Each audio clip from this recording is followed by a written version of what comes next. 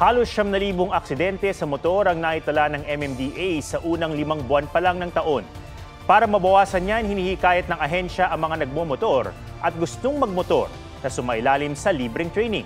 Kung paano, panoorin sa report ni Von Aquino.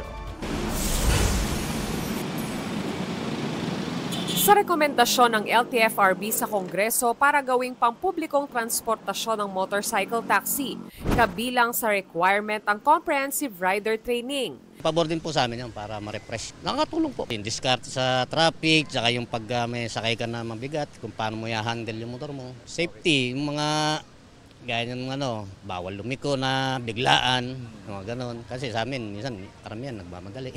Binisita ng GMA Integrated News ang MMDA Motorcycle Riding Academy na nagbibigay ng libreng training sa mga gustong magmotor.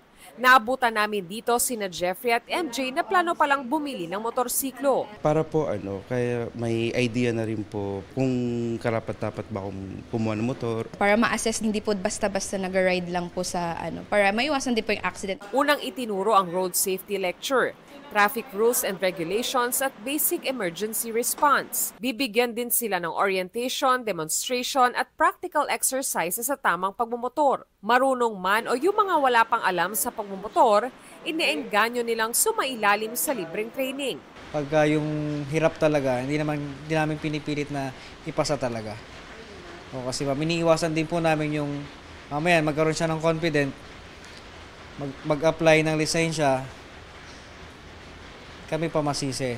Pwedeng walk-in o di kaya ay mag-register online para makapag-enroll, magpakita ng valid ID at mga dokumento. 17 years old pataas ang pwedeng sumailalim sa training.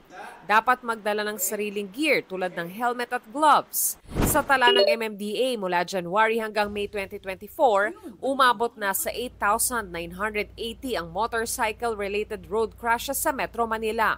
At layo ng MMDA Motorcycle Riding Academy na mapigilan ang pagdami ng mga aksidente. Maging less yung mga kamote rider sa daan. Von Aquino nagbabalita para sa GMA Integrated News. Mga kapuso, alamin ang State of the Nation.